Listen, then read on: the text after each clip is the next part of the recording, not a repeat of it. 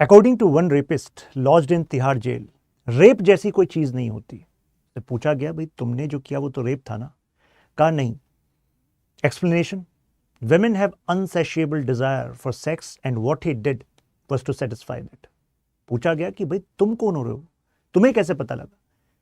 तो उसका कहना था कि women बोलती नहीं है, समझना होता है from some bodily indicators। एक दूसरा रेपिस्ट का कहना है कि it is responsibility of men to let women fall in line by this tool of rape। अब इन दो एग्जाम्पल से आप में से कुछ लोग सोचेंगे कि यानी कि रेपिस्ट वो होते हैं जो वेमेन की रेस्पेक्ट नहीं करते। साइकोलॉजी के कॉन्सेप्ट को समझे। मेडोना प्रोस्टिट्यूट कॉम्प्लेक्स वो कहता है कि मेन ऐसे भी हैं रेपिस्ट जो वेमेन की रेस्पेक्ट करते हैं, but a particular category of women. Madonna prostitute complex कहता है कि sometimes some men develop this complex in mind कि वाइफ या गर्लफ्रेंड के साथ जैसे जैसे उनका प्यार डीपन हो जाता है तो सेक्सुअल डिजायर वो डिक्रीज हो जाती है। और साथ में एक और कॉम्प्लेक्स, उस कॉम्प्लेक्स की जो दूसरी साइड है, वो एक पर्टिकुलर सेट ऑफ वुमेन को प्रोस्टिट्यूट की तरह देखता है, a tool to satisfy desire देखता है। अब इसी कॉम्प्लेक्स के साथ ऐड हो जाता है एक और कॉम्प्लेक्स साइकोलॉजी का, कैस्ट्रेशन कॉम्प्लेक्स। यानी कि एक अंदर चलने वाला सवाल, क्या वो मैन एनफ है? और वो रेप हमेशा करना नहीं चाहता, लेकिन कुछ रेप अपॉर्चुनिस्ट होते हैं, कुछ एंगर वाले होते हैं, कुछ सैडिस्टिक होते हैं। तो ये एग्जांपल से मैं आपको ये बताना चाह रहा हूं कि जितना सिंपल हम इस इशू को समझते हैं कि it is just based on lust और पावर पैट्रियार्की, ऐसा है नहीं। इस वीडियो का पर्पस इस इशू के डीप में जाना है। WHO की इस रिपोर्ट के अनुसार 3 में से 1 महिला अक्रॉस द वर्ल्ड फिजिकल या सेक्सुअल वायलेंस अपनी लाइफ में झेलती है। 3 में से 1। यानी कि जितना बड़ा मुद्दा है उतनी तरजीह इस मुद्दे को कभी दी नहीं गई। एज अ सोसाइटी हमारी भी आंखें खुलती हैं, वो भी जब कोई इंसिडेंट हो जाता है, मीडिया कवरेज जब ज्यादा हो जाती है। ये कुछ फैक्टर्स हैं जिनके थ्रू हम बातचीत करना शुरू करेंगे इस वीडियो में। रिलीजन पर भी बात होगी, कुछ ऐसी भी बातें हो सकती हैं जिसमें से कुछ लोगों की भावनाएं आहत हो जाएं। तो आप सभी के ओपिनियंस कमेंट्स में वेलकम है। I am going to go through each and every comment and you are welcome to share opinion on this social media handle as well. चलिए शुरू करते हैं सबसे पहले साइकोलॉजिकल फैक्टर्स से। पहला फैक्टर, मेडोना प्रोस्टिट्यूट कॉम्प्लेक्स। अभी आपको एक ब्रीफ तो मैंने दे दिया। ये कॉम्प्लेक्स ये कहता है कि ऐसा नहीं है कि यू कैन कैटेगराइज कि this set of men are going to have this complex. ये ग्रेजुअली होता है। मेडोना मतलब वो विमेन जो पिक्चराइज करता है, जिस विमेन को वो रेस्पेक्ट करता है, डीपली लव करता है। और दूसरा प्रोस्टिट्यूट, जिसको वो इंफीरियर मानता है, डिग्रेड रखता है। यानी कि उसकी मानसिकता में सेक्स जो है वो एक टूल है to get from this another set of women. अब ये नहीं है कि केवल इसी कॉम्प्लेक्स से वो रेप कर देगा। कहीं ऐसा हो सकता है कि कहीं मैन में ये कॉम्प्लेक्सिटी है, लेकिन जरूरी नहीं है कि वो रेप करें। मतलब वो डिसरेस्पेक्टफुल तरीके से देख रहे हैं दूसरी वुमेन को, वहां से वो सेक्सुअल सेटिस्फैक्शन चाहते हैं because they are not getting aroused from wife और गर्लफ्रेंड। लेकिन इसके साथ कपल होता है दूसरे जो फैक्टर्स हैं, जिसमें कि कुछ कॉग्निटिव डिसऑर्डर्स भी हैं। इसका मतलब है कि रियलिटी को जो हम समझ रहे हैं पूरी तरह समझ नहीं पाते। उनके क्या कारण है, उन पर भी एक एक करके बात करेंगे। सबसे बेसिक बात तो यह है कि sometimes this is related to lack of understanding. मतलब रेप इक्वल टू सेक्स। जैसे मैंने कहा, उस रेपिस्ट ने क्या कहा अपने इंटरव्यू में, तिहाड़ जेल रेपिस्ट ने, उसने कहा कि रेप जैसी कोई चीज एग्जिस्ट नहीं करती। उनका मानना है कि एक्चुअली सेक्सुअल एक्टिविटी से, रेप से विमेन कभी का कोई नुकसान हो ही नहीं सकता। वो एक तरह का कॉग्निटिव डिसऑर्डर है। They are not able to decipher this कि एक बार आपने किसी गर्ल पर, विमेन पर सेक्सुअल अटेम्प्ट किया तो हो सकता है कि पूरी जिंदगी के लिए आपने कोई मेंटल डिसऑर्डर उनको दे दिया। पोस्ट ट्रॉमेटिक सिंड्रोम से ग्रस्त कितनी सारी विमेन होती हैं, उनका how they relate with their relations in future, the way they actually choices they make in their life. वो कई सारी जो चॉइसेस लाइफ में कर रही हैं ना, उनको लग रहा है कि वो कुछ अंदर कुछ गड़बड़ है, लेकिन वो समझ नहीं पाते कि गड़बड़ क्या है। जब मैं इस तरह का इंटरप्रिटेशन कर रहा हूं तो वो इस वजह से कई लोग इस रेप की प्रॉब्लम को सॉल्व करने की कोशिश करते हैं from the perspective of what law is doing, what man are doing.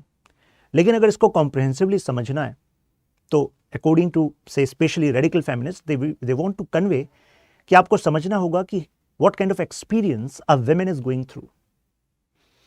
क्योंकि कितने सारे रेप्स तो रिपोर्ट ही नहीं होते, राइट। रिपोर्ट इस वजह से नहीं होते कि विमेन को भी ये लगता है कि रिपोर्ट करने से कोई फायदा नहीं है, पुलिस नहीं सुनेगी, बर्डन ऑफ प्रूफ विमेन पर ही है। और ये भी एक साहस दे देता है ऐसे रेपिस्ट को। ये जो डेटा मैंने आपको बताया है, सोचो ये डेटा तो उनका है जो रिपोर्ट हुए हैं, जो रिपोर्ट नहीं हुए वो तो कहानियां कभी कही नहीं गई। लेकिन वो जो लड़कियां हैं उनकी लाइफ की जो अपनी चॉइसेस है, जो डिससेटिस्फैक्शन है from the life which they are going through, it is connected to the past but they are not able to know this, क्योंकि वो घटना बहुत पुरानी हो गई लेकिन वो साइकोलॉजी में कहीं डीपली एम्बेडेड है। अब ये साइकोलॉजिस्ट है मिस्टर रजत मिश्रा, तो इन्होंने कुछ इंटरव्यूज़ किए तिहाड़ जेल में, 242 के आसपास इंटरव्यू किए स्पेसिफिकली रेप कन्विक्ट्स के। तो रेपिस्ट से पूछा कि भाई अब स्पेसिफिक किस्से हैं कुछ जो इन्होंने कंपाइल किए हैं, उसमें से कुछ पर हम बात कर रहे हैं। जैसे कि one of the rapist he raped a 15 year old girl. पूछा कि भाई क्यों, तो उसने कहा कि he was attracted, he was not sexually aroused from her wife. तो पूछा लेकिन 15 साल की बच्ची क्यों, तो उसने कहा कि वो उसके पास से गुजर रही थी और वो रुकी लेकिन फिर चली गई।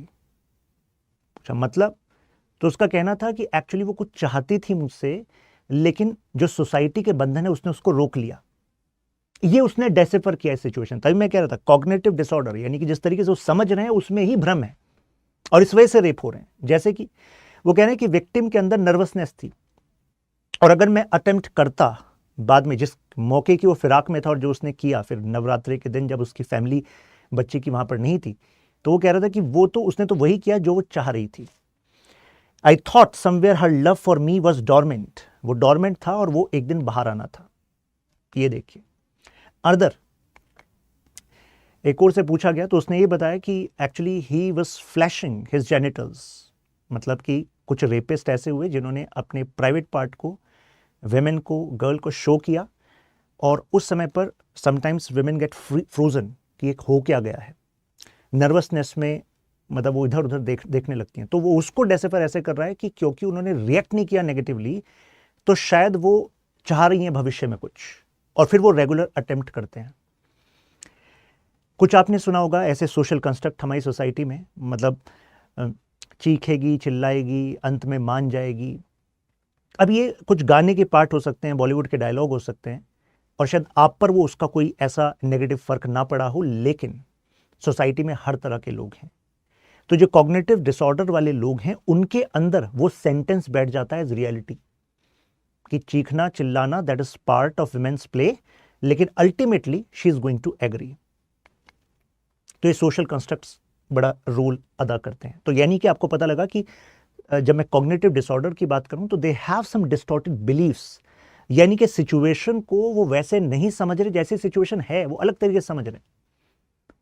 तो आप में से कुछ लोग कहेंगे तो क्या सर हम उनको कह सकते हैं कि they are mentally disturbed and they should be getting benefit, कि यार उनको तो वो तो बीमार हैं। तो इस पर साइकोलॉजिस्ट का कहना है ऐसा नहीं है। It is part of their personality and suitable actions need to be made. हर चीज ऐसे नहीं होती।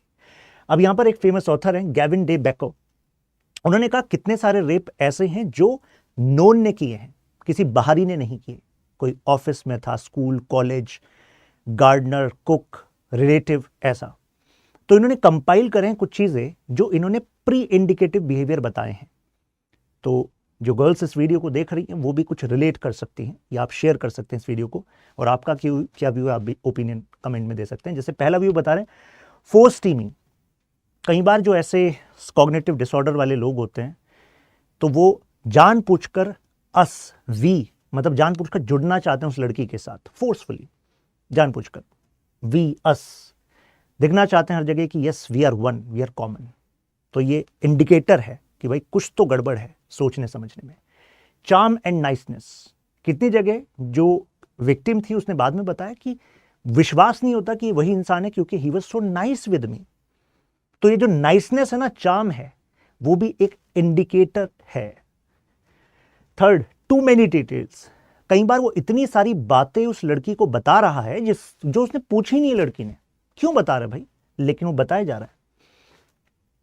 टू मेक लाइज बिलीव, और उन डिटेल में कितनी सारी ऐसी बातें जो झूठ हैं, लेकिन वो झूठ बता रहा है और इस तरीके से बता रहा है कि जो बिलीवेबल हो। तो ये भी एक रेड अलर्ट है, रेड फ्लैग है।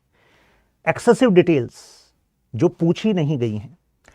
टाइप कास्टिंग, कई बार वो जो लेडी है, गर्ल है, वो अगर उसको कोई भाव नहीं दे रही है, कोई बात नहीं कर रही है, तो वो कोशिश करता है एक नई साइकोलॉजिकल ट्रिक की। Because these rapist they are highly manipulative, they are going to put a taunt कि तुम तो अलग थलग रहती हो, तुम तो ऐसी हो वैसी हो, जिससे कि अब उससे कुछ उसको रेस्पॉन्स मिले। टाइप कास्टिंग ये अनदर एट्रीब्यूट है, इंडिकेटर है। इसके बाद लोन शार्किंग। लोन शार्किंग का मतलब है कुछ ऐसा उसके लिए करना जो कि उसने नहीं सोचा हो। शी वुड बी ग्लैड कि कितना एहसान कर दिया है। लोन शार्किंग इस वजह से कहा गया क्योंकि उसके बदले अब वो कुछ चाहेगा। नेक्स्ट, अनसॉलिसिटेड प्रॉमिस, मतलब अनसॉलिसिटेड प्रॉमिस है, मतलब कोई तुमसे मांगा नहीं गया प्रॉमिस, लेकिन जबरदस्ती का प्रॉमिस कि मैं ऐसा नहीं करूंगा तुम्हारे लिए या ऐसा करूंगा। ये बिहेवियर पैटर्न में देखा जाता है, जबरदस्ती के प्रॉमिस कि मैं ऐसा बिल्कुल नहीं करूंगा, ऐसा करूंगा। Last, discounting the word no. और किसी भी चीज पर अगर ऐसे व्यक्ति को ना मिले नो कि भाई मैं ये नहीं करूंगी, मैं नहीं जाऊंगी, मैं नहीं साथ में खड़ी होंगी, तो ऐसे में उनके बिहेवियर में एक पैनिक देखा जाता है, मतलब they are not able to take no now. तो ये कुछ इंडिकेटर्स हैं, प्री इंडिकेटर्स, जब तक वो रेप नहीं हुआ है। कुछ और फैक्टर्स पर बात करते हैं, ये इम्प्लिसिट थ्योरीज हैं। जैसे ये कॉग्निटिव डिसऑर्डर का ही अभी हम पार्ट डिस्कस कर रहे हैं, जैसे कि विमेन आर अननोएबल। तो ये रेपिस्ट कहते हैं कि विमेन को आप वैसे भी समझ नहीं सकते, तो वो क्या कह रही है नहीं कह रही है वो मैटर ही नहीं करता इनके लिए। क्या मैटर करता है कि अगर शॉर्ट ड्रेस पहनी हुई है, क्लीवेज विजिबल है, तो it means she wants that. उनका कहना है कि दे कॉन्स्टेंटली, मतलब women have constant this sexual appetite and the social constructs are limiting women, और इस वजह से वो रेपिस्ट जो कर रहा है वो नॉर्मल है। अनदर कॉग्निटिव डिसऑर्डर, इनका मानना है कि विमेन, जो मैन है, उसकी जो सेक्सुअल पावर है वो अनकंट्रोलेबल है। तो अगर उसने ये नहीं किया तो प्रॉब्लम हो जाएगी, तो जो भी सेक्सुअल अपॉर्चुनिटी मिले उसको वो कर देना चाहिए, because nature wants, nature has made men to do it like this. Entitlement, ये पैट्रियार्की से भी कनेक्ट होता है, उसको लगता है कि ये तो मेरा मतलब women are there to serve men at their will. एक और ये बहुत बड़ा, मतलब ये जो जिनका बैकग्राउंड काफ़ी टफ रहा है, those who have faced tough background, यानी कि क्रिमिनल वॉयलेंस जिन्होंने अपने बचपन में झेली है, तो ऐसे कुछ मैन देखते हैं कि यार दुनिया खराब है, दुनिया में जीना आसान नहीं है, और क्योंकि दुनिया ऐसी है तो हमें भी ऐसा होना पड़ेगा, that is law of the world. तो इस वजह से वो क्राइम करता है, मतलब इट्स लाइक कि वो दुनिया से बदला ले रहे हैं उस चीज का जो दुनिया में उनके साथ पास्ट में हुआ। इस वजह से गड़बड़ है उनका कॉग्निटिव डिसऑर्डर। अब according to this one study कि रेपिस्ट की भी अलग अलग टाइप है, जैसे कि कुछ है अपॉर्चुनिस्टिक रेपिस्ट, मतलब उन्होंने सोचा नहीं था कि दे आर रेपिस्ट, लेकिन मैंने क्या कहा, एक जो कॉम्प्लेक्सिटी दिमाग में चल रही है वो एक पर्टिकुलर मोमेंट में दूसरी कॉम्प्लेक्सिटी से कनेक्ट होगी, तो साइकोलॉजिकल रेस्पॉन्स जो है वो रेप हो सकता है। अपॉर्चुनिस्टिक रेपिस्ट वही है, एक पर्टिकुलर पार्टी थी, उसमें दे फाउंड दैट अब सिचुएशन कन्वीनियंट है, और ऐसे में they use that as an opportunity. Anger rapist, बस एक रेज था उस पर्सन के खिलाफ, they are not actually rapist per se, मतलब अभी इससे पहले उन्होंने रेप नहीं किया था, लेकिन उस पर्टिकुलर अपॉर्चुनिटी में उस पर्टिकुलर पर्सन पर दे वर हैविंग एंगर। क्योंकि कुछ तो ऐसे रेपिस्ट हैं जो पूरे विमेन को ही इस तरीके से देखते हैं, लेकिन यहाँ एंगर रेपिस्ट भी होते हैं। ऐसे सेक्सुअल रेपिस्ट वो हैं जिनके अंदर सेक्सुअल फैंटेसीज हैं बहुत ज़्यादा, और मतलब they were living in their another world. जैसे जो पॉर्न का बहुत बड़ा जो इम्पैक्ट है, नेगेटिव इम्पैक्ट है, वो सेक्सुअल रेपिस्ट में दिखता है। मतलब वो इतनी पॉर्न देख लेते हैं, इतने टाइप की पॉर्न देख लेते हैं कि अब उनको लगता है कि यही दुनिया है, और इस वजह से वहाँ पे उस प्री ऑक्यूपेशन से in a particular time they actually do this rape. Sexually non sadistic rapist, इनके अंदर सेल्फ डाउट होता है अपनी मैस्कुलिनिटी को लेकर, और इस वजह से यहाँ पर रेप होता है। सैडिस्टिक रेपिस्ट ये केवल रेप ही नहीं करते, मतलब they are like giving punishment, इनको दूसरे को हार्म करने में, म्यूटिलिएट करने में इनको मज़ा आता है।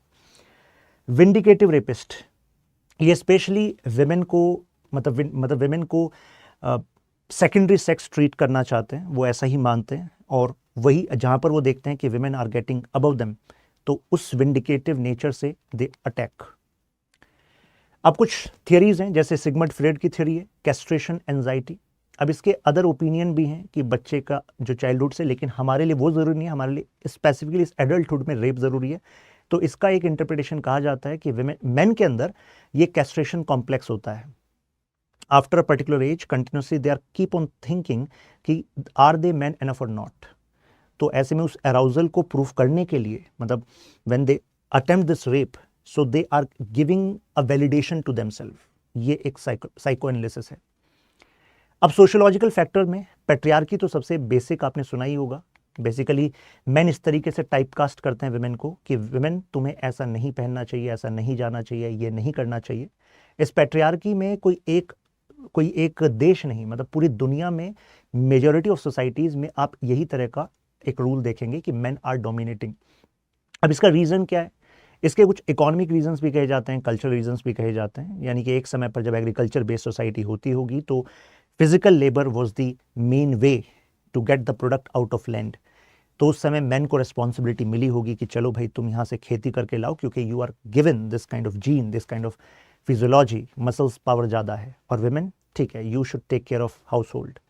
अब यहाँ पर जिसके पास पैसे का कंट्रोल आया, क्योंकि खेती से जो रिसोर्सेज मिले वो मेन के पास आ रहे हैं, तो उस पैसे के कंट्रोल से मेन ने डिसीजन मेकिंग में कंट्रोल ले लिया, और डिसीजन मेकिंग में कंट्रोल से वहाँ से पैट्रियार्की अलग अलग कल्चर्स में डेवलप हो गई। लेकिन जैसे ही हम एग्रीकल्चर से मैन्युफैक्चरिंग एंड सर्विस सेक्टर की तरफ जा रहे हैं, तो अब जो काम मेन करता है वो काम विमेन भी करती है। इनफैक्ट एक और ज़बरदस्त डेटा है, हमारा इकोनॉमिक सर्वे कहता है कि इंडिया में जो एग्रीकल्चर लेबर की बात करें, इवन फिजिकल वर्क जो की बात करें, तो उसमें women labourers are more than man. तो यानी कि ये तो पूरी थियरी फ्लॉड है कि मतलब पास्ट में तो ऐसा हुआ था, but on the basis of justifying that main should be in the authoritative position not women, तो थियरी फ्लॉड है। लेकिन जब फिर जैसे जैसे सोसाइटी ट्रांजिशन करती है और विमेन अपना हक चाहती है, तो वहाँ पर कॉन्फ्लिक्ट होता है, और कॉन्फ्लिक्ट में फिर वो इस तरीके से रेस्पॉन्स निकलता है।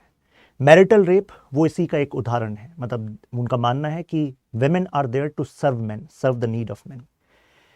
टॉक्सिक मैस्कुलिनिटी, मतलब उनके लिए मैनहुड का मतलब ही है एग्रेशन, एंड उनके लिए यही एग्रेशन दिखता है to validate their masculinity among their peer. जैसे कि गैंगरेप के केस में, अभी लास्ट में आपको एक बुक का डिस्कशन में शेयर करूंगा, तो उस बुक में बताया कि गैंगरेप जो होता है उसमें 2 प्रोमिनेंट रीजन है। एक तो है होमो एरोटिसिज्म ऑफ मैन, यानी कि जो मैन एक साथ रेप कर रहे हैं एक विमेन का, तो उसमें उनके अंदर का होमो एरोटिसिज्म का मतलब है कि they have this erotic fantasy of sharing this sexual time with other man, and that girl is just a victim to their own eroticism. और सेकंड, उसमें कहा जाता है कि अगर कई बार जो गैंग रेप इनिशिएट होता है तो एक होता है, कोई जो उनमें से ग्रुप में से एक होता है जो रेप करना चाहता है, लेकिन बाकी जो है वो इसलिए करते हैं जिससे कि जो पीयर ग्रुप है, उनका जो फ्रेंड सर्कल है, उसमें वैलिडेशन आ जाए कि yes they are also man enough, और कुछ नहीं होगा, सब संभाल लेंगे।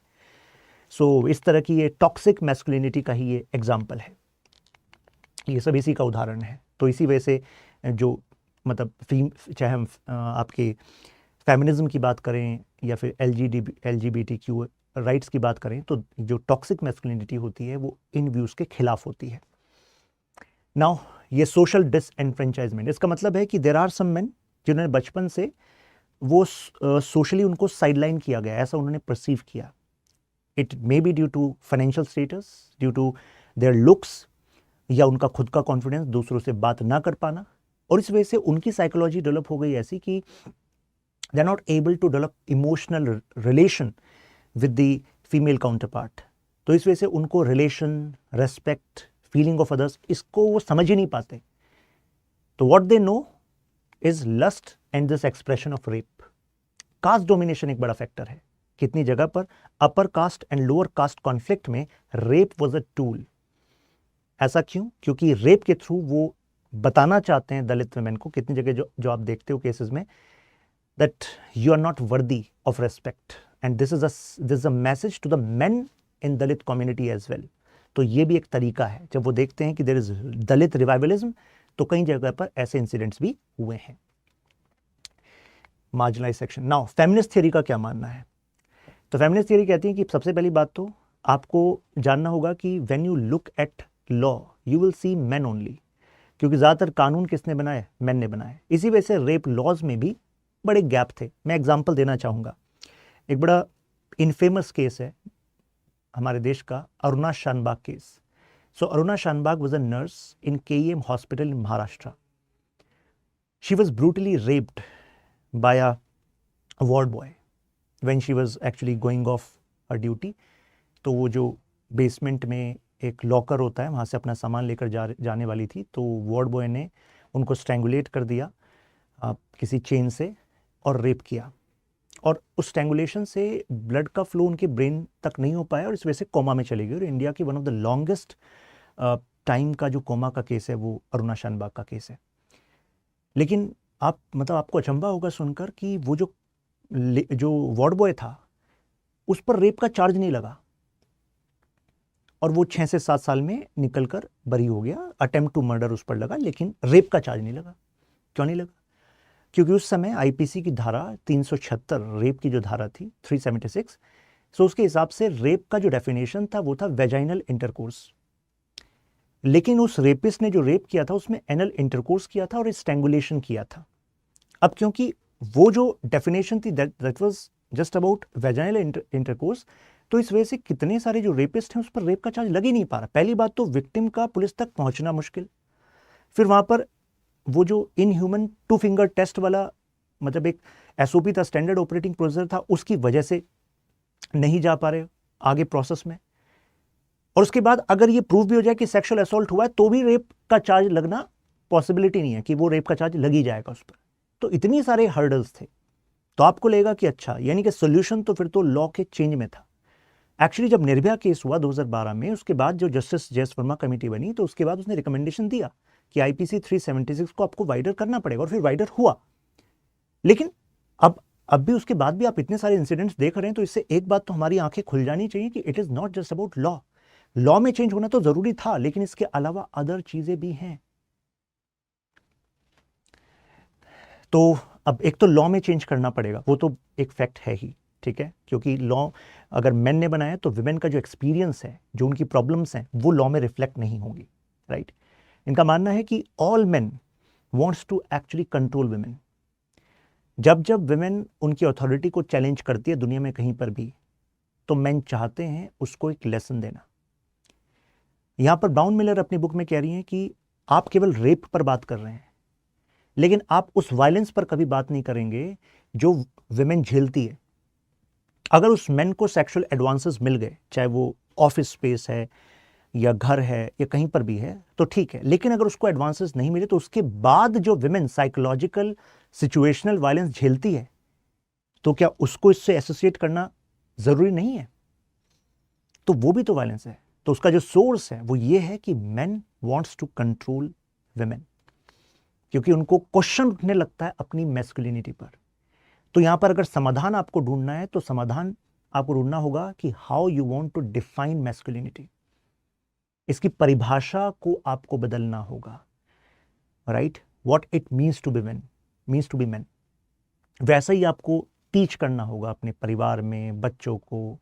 आपको स्टैंड लेना होगा कि आप ऐसे, इसके अलावा कोई भी जो ये सो कॉल्ड मैस्कुलाइन नेचर अगर रिफ्लेक्ट करता है, तो आप ना तो उसका भाग बने और उसके सामने स्टैंड लें। एक छोटे छोटे जो स्टैंड हैं वही एक्चुअली एक बड़ा इंपैक्ट ला सकते हैं, और it will take some time, मतलब it will take long time. It depends on how many people are taking stand. Onus is onus, it's not just about law. अब ब्राउन मिलर कह रही है कितनी जगह पर जब वॉर होता है तो वॉर में सबसे बड़ा विक्टिम कौन होता है? विमेन होती हैं। और वहां पर मेन रेप करते हैं विमेन का, और सरकारें अलाउ करती हैं, सबसे बड़ी बात ये है। और ये इतिहास से आप उठाकर देख लो, हमेशा से ऐसा हुआ है। That's why it is being normalised. Slavery के दौरान रेप होता था। It was also a way to control. ये जो गैंग रेप वाली बात मैंने बताई, यहां पर दो व्यूज हैं। एक तो ये जो होमो इरोटिक डिज़ायर है कि वो एक साथ मैन रेप करना चाहते हैं, that is their eroticism. And then second is proof of masculinity. Interracial rape, यहाँ पर जो ब्लैक मेल हैं जो वाइट विमेन पर रेप करते हैं, उसका कारण बताया गया कि उन्होंने सब्जुगेशन देखा अपने इतिहास में। तो ऐसे में they want to take revenge from white man कि तुमने हमें सब्जुगेट किया, अब तुम्हारे लिए जो सबसे प्रीशियस है, जिसको तुम अपनी प्रॉपर्टी मानते हो, तुम्हारी वाइट विमेन है, तो अब हम उनसे रेप करेंगे। तो ये एक तरीका है। रिलीजियस फैक्टर देखिए, हर एक धर्म में देख लीजिए। जैसे एक एग्जांपल लेता हूं, अब्राहमिक रिलीजन में एक फेमस कहानी है एडम और ईव की, गार्डन ऑफ ईडन्स, शायद आपने सुना होगा। गॉड ने गार्डन ऑफ एडन में एडम को बनाया, कहा कि एक पेड़ के अलावा किसी और से फल नहीं खाओगे। और इस स्टोरी में बताया गया जो ईव है, जो फर्स्ट फीमेल है, उसको क्रिएट किया गया था from the ribs of Adam. तो एक तो ये बात प्रूव हो गई, मतलब ये बात स्टैब्लिश हो गई, मतलब चाहे ये कहानी लोगों को ना पता हो, लेकिन ये जो कल्चर है ये परलोकेट होता है फ्रॉम जनरेशंस टू जनरेशंस, कि अल्टीमेटली विमेन का तो क्रिएशन ही मेन से हुआ है। तो एक्चुअली फिर उसी तरीके से ट्रीटमेंट होगा रिलीजन में, फैमिली में, कि ultimately you are dependent on man, you are there to serve man. अब इसी स्टोरी में एक और बात आगे आती है। तो मना किया गया था कि भाई आप इस पेड़ के अलावा और कहीं से फल नहीं खाएंगे। तो फिर एक सरपेंट ने कन्नाइव किया ईव के साथ, और ईव जो है उसने एक फल ले लिया, खुद खाया, और उसके बाद एडम को भी दे दिया। और उसके बाद फिर गॉड का पनिशमेंट मिला कि यार तुम तो गॉड की विल के हिसाब से नहीं चल रहे। तो एक तरीके से downfall of man was connected to, downfall of Adam was connected to Eve. तो इसी वजह से मतलब ये एक साइकोलॉजिकल, मतलब एक यू कैन से एक स्टोरी है, मतलब एक कंस्ट्रक्ट है जो जनरेशन टू जनरेशन ट्रेवल हुआ कि भाई विमेन को you have to keep in line, otherwise women will lead to your downfall. अब कितने सारे लोग जो इस वीडियो को देख रहे हों, हालांकि वो शायद अपने आप को जेंडर न्यूट्रल मानते होंगे और मानते होंगे कि नहीं हमारे अंदर तो कोई ऐसा माइंडसेट नहीं, हम तो इक्वल ही बिहेव करते हैं। तो मैं एक बहुत ही इंटरेस्टिंग किस्सा आपको बताना चाहूँगा। कॉन्सेप्ट है, एक स्कॉलर हुए हना अरेंट, उनका एक कॉन्सेप्ट है बेनिलिटी ऑफ ईविल। बहुत ही आसान भाषा में बताता हूँ। वो कहती हैं कि हमारे आसपास इतने सारे ईविल हो रहे हैं, मतलब इतने सारे गलत काम होते हैं, और वो गलत काम इसलिए हो रहे हैं क्योंकि वो गलत काम हमारे लिए नॉर्मल है। आपको पता भी नहीं है कि वो गलत आप कर रहे हो, वो सबकॉन्शियसली आप करते जा रहे हो। अपनी फैमिली में जिस तरीके से आप ट्रीट करते हो, जिस तरीके से आप बिहेव करते हो, जिस तरीके आप क्लेम करते हो अपनी फैमिली में या अपने ऑफिस स्पेस में या अपने बेसिक रेस्पॉन्सेस में, लेकिन वो इसलिए कर रहे हो क्योंकि those have become normal for you, और ये पूरी सोसाइटी में नॉर्मल है। तो अब इसी तरीके से मतलब इसमें रिलीजन का एक बड़ा रोल है, सोशल कंस्ट्रक्ट्स का एक बड़ा रोल है। तो ये कैसे हमें पता लगेगा कि यार ये हम गलत कर रहे हैं? Only through critical thinking. जब आप हर एक स्थापित सत्य पर सवाल करोगे, अपने ऊपर सवाल करोगे, तब जाकर शायद हमारी भी आंखें खुलेंगी कि यार सही में यार मैं तो इसको नॉर्मल मानता हूं, मैं तो अपने आप को गलत नहीं मानता, लेकिन हाँ ये जो मेरा बिहेवियर पैटर्न है कि मैं एक्सपेक्ट करता हूं अपनी सिस्टर से, वाइफ से, ये सब कि भाई ये काम करो वो काम करो, और मैं उसके प्रपोर्शन में कोऑपरेट नहीं करता। सो मतलब ये एक छोटी सी बात है, but it shows the level of women according to you in comparison to man. According to one data of United Nations, women 2/3 working hours on this earth are contributed by women, 2/3. And out of total income, they only get around 10%. 10% of the total income of the world goes to women, but when it comes to their work contribution, that is around 2/3. और अगर total मैं properties की बात करूँ तो वो लगभग है 1/, मतलब 1/100 ऑफ द प्रॉपर्टी। तो सोचो कितना अनइक्वल है ये दुनिया। तो ये जो आप इस इशू को देख रहे हो, ये इशू के जो रूट्स हैं वो कहीं डीपर हैं। वो किसी एक इंडिविजुअल की पर्सनैलिटी में नहीं है, वो सोशल इंस्टीट्यूशंस में, वो समाज में बसी हुई हैं। किसी एक रेपिस्ट को केवल फांसी पर टांग देने से आप नेक्स्ट रेप को कैसे बचाएंगे? गारंटी नहीं है ना।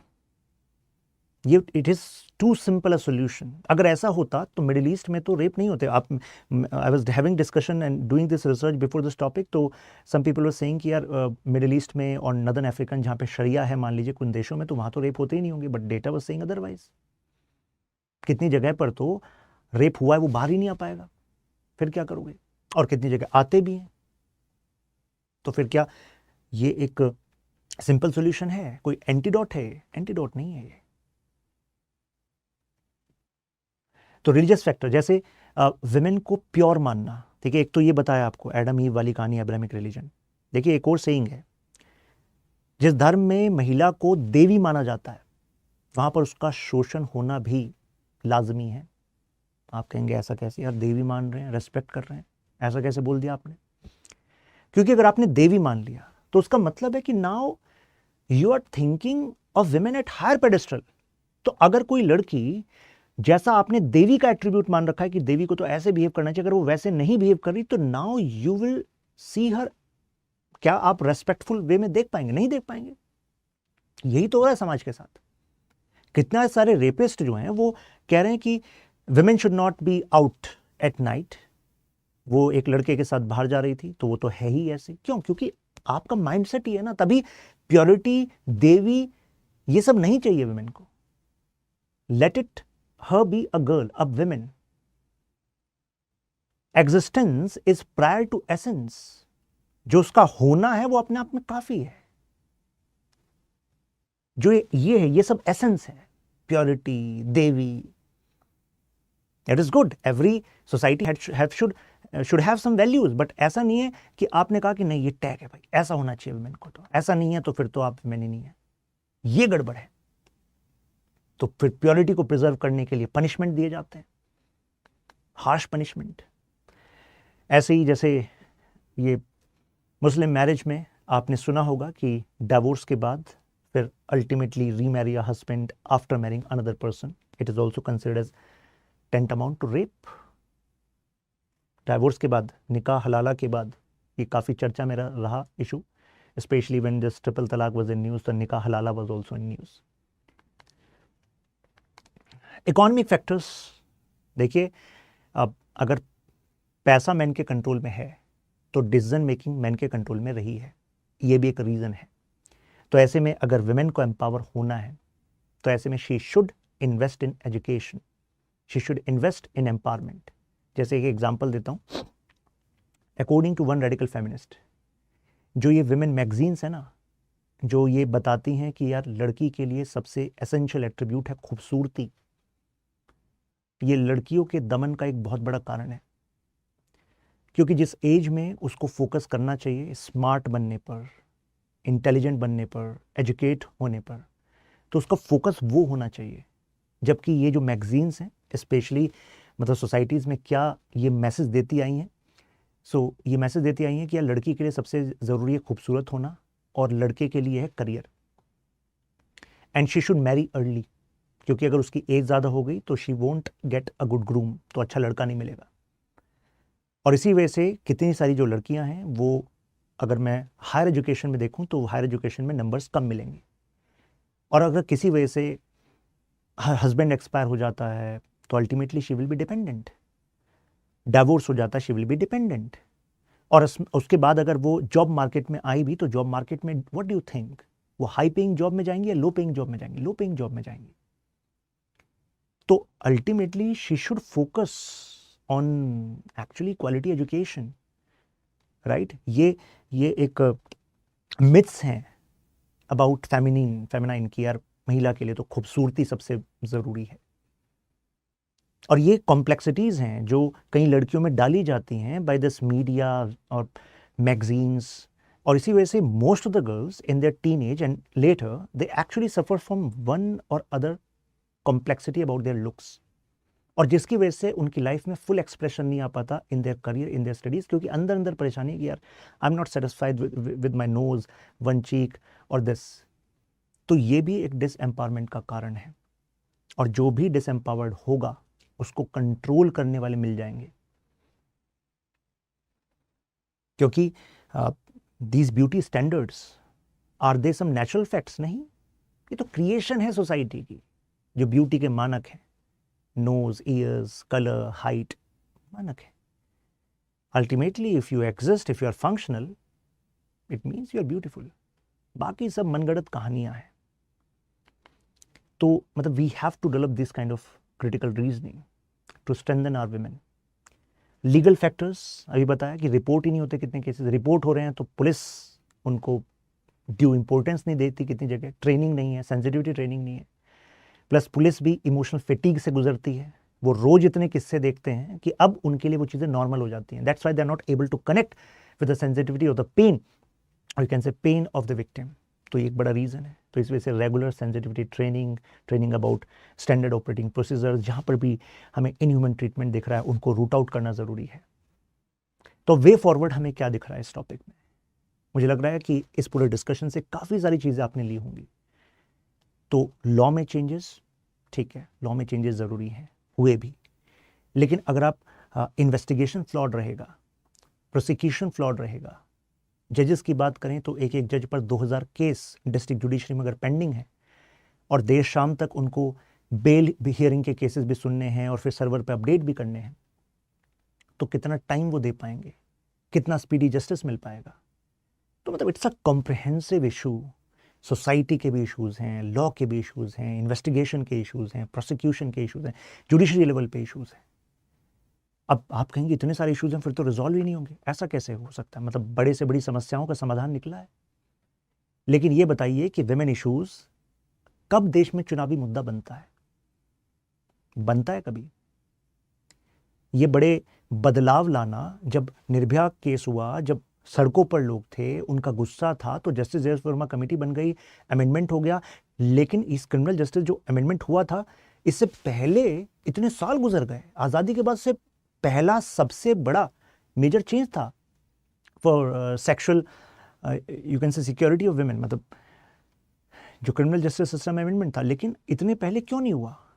क्या उससे पहले सरकारों के पास ज़रूरी मतलब क्या उनके पास अवेयरनेस थी? अवेयरनेस तो थी, लेकिन इट्स अबाउट प्रायोरिटी। तो हमें एज अ सोसाइटी समझना पड़ेगा कि कितना क्रिटिकल मुद्दा है। अगर इस वीडियो के शुरू में हमने बताया कि डेटा बता रहा है कि 3 में से 1 विमेन, मतलब इससे तो आंखें खुल जानी चाहिए कि कभी ना कभी फिजिकल सेक्सुअल वायलेंस झेलती हैं, और वो जो झेलती हैं उसका कहीं ना कहीं इम्पैक्ट उनके बिहेवियर पैटर्न पे पड़ेगा, और उनके बिहेवियर पैटर्न पे पड़ेगा तो मुझे बताइए फैमिली पर कलेक्टिव एक नेगेटिव इम्पैक्ट होगा कि नहीं होगा? होगा।